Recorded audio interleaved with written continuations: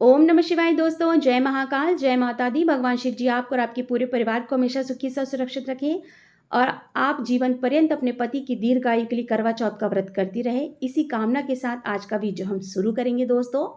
तो दोस्तों 2023 में 1 नवंबर दिन बुधवार को करवा चौथ का व्रत किया जा रहा है। आने वाले करवा चौथ व्रत की आप सभी को ढेर सारी शुभकामनाएं।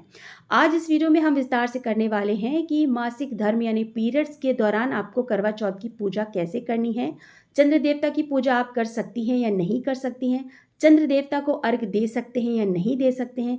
साथ ही साथ आपको ये भी बताएंगे कि आप पति की पूजा कर सकती हैं, उनको तिलक लगा सकती हैं या नहीं लगा सकती हैं। तो विस्तार से बात करने वाले हैं, तो वीडियो को पूरा ध्यान से सुनिएगा और वीडियो के अंत तक बने रहिएगा। वीडियो पसंद आए तो लाइक कर दीजिएगा और अपने चैनल को जरूर से सब्सक्राइब कर दीजिएगा।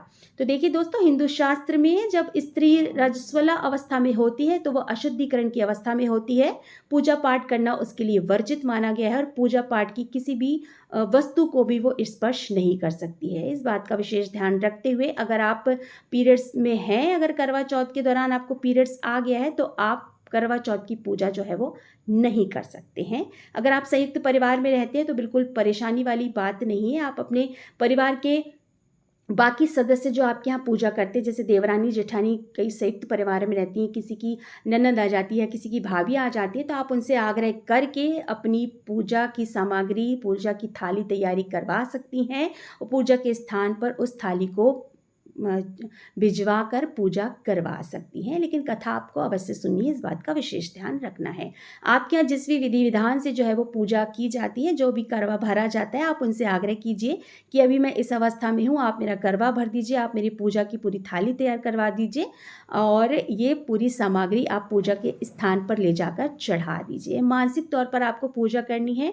और हाँ, कई माताएं बहनें सोचती हैं कि हम पीरियड्स में हैं तो हम व्रत नहीं करेंगे। ये विचार बिल्कुल अपने मन में नहीं लाना है। स्त्री जब तक जीती है ना, अपने पति की दीर्घायु के लिए व्रत करती है। बहुत बड़ा व्रत होता है, बहुत सुहाग वाला व्रत होता है। तो ये विचार बिल्कुल मत लाइएगा कि आपको व्रत नहीं करना है, तो मतलब पूजा नहीं करनी तो आप व्रत भी नहीं करेंगे, ठीक है। ये विचार तो बिल्कुल मत लाइएगा। पूरे विधि विधान से व्रत धारण करना है, पूरा 16 श्रृंगार करना है आपको। बस सूखा वाला सिंदूर नहीं लगाना है, क्योंकि सूखे सिंदूर का अपना बहुत महत्व है।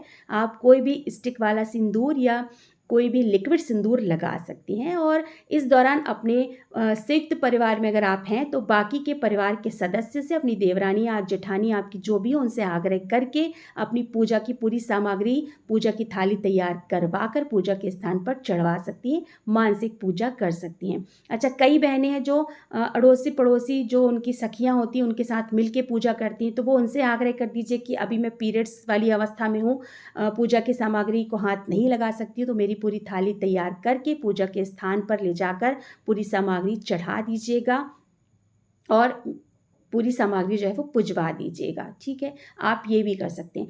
लेकिन कुछ बहनें मेरी ऐसी हैं जो बिल्कुल परदेश में हैं, अकेले पूजा करती हैं और अड़ोसी पड़ोसी की उनको मदद मिलने का कोई विकल्प ही नहीं है। इस अवस्था में वो बहनें क्या करेंगी? तो इस अवस्था में वो बहन अपने पति से पूरी पूजा विधि करवा सकती हैं। पूरे चौकी लगवा लें, पूजा के स्थान पर अच्छे से पूजा का स्थान सजवा लें, पूजा की थाली तैयार कर लें। जिस विधि विधान से आपके यहाँ करवे में जो भी भरा जाता है, अपने पति से आग्रह कीजिए कि मेरे पूजा की थाली तैयार करके पूजा स्थान पर सारी सामग्री चढ़वा दीजिए।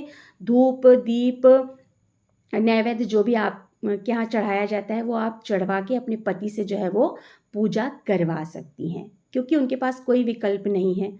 और आपको कथा अवश्य सुननी है। देखिए, जो संयुक्त परिवार में है वो तो कथा सुन लेंगी, जो अपनी सखियों के साथ हैं उन्हें भी उनकी सखियां जो पूजा के स्थान से थोड़ा दूर बैठकर आपको कथा सुनना है। इस बात का विशेष ध्यान दें। अगर आप अकेली हैं, पति से पूजा करवा रही हैं, तो उस अवस्था में भी आपको कथा अवश्य सुननी है। पूजा के स्थान से थोड़ा दूर बैठकर आपको अपने पति से आग्रह करना है कि मुझे जो है वो करवा चौथ की कथा अवश्य सुना दीजिए, ठीक है। ये तो हो गया।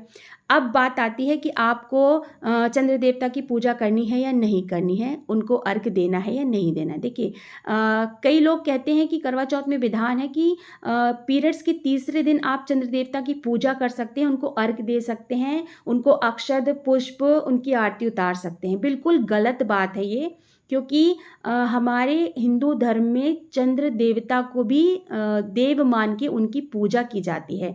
तो उनको भगवान मान के उनको पूजा जाता है। तो जब आप शुद्धिकरण की अवस्था में हैं ही नहीं, आप तीसरे दिन बिल्कुल शुद्ध हुई ही नहीं हैं, आपको पीरियड्स तीसरे दिन भी आ रहा है, तो आप चंद्र देवता की पूजा कैसे कर सकती हैं, उनकी आरती कैसे उतार सकती हैं, उनको अक्षत दीप कैसे घुमा सकती हैं, अक्षत कैसे चढ़ा सकती हैं? नहीं। इस अवस्था में आप आग्रह करें कि आप अपने पति से अर्घ दिलवा दीजिए, चंद्र देवता की आरती उतरवा लीजिए, अक्षत चढ़वा दीजिए, चंद्र देवता की पूजा करवा लीजिए।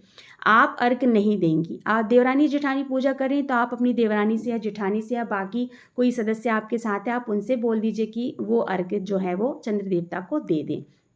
आपको चंद्र देवता को अर्घ भी नहीं देना है अगर आप शुद्ध पूरी तरह से नहीं हुई हैं तो। अच्छा, अब बात करते हैं कि पति की पूजा कर सकते हैं या नहीं कर सकते।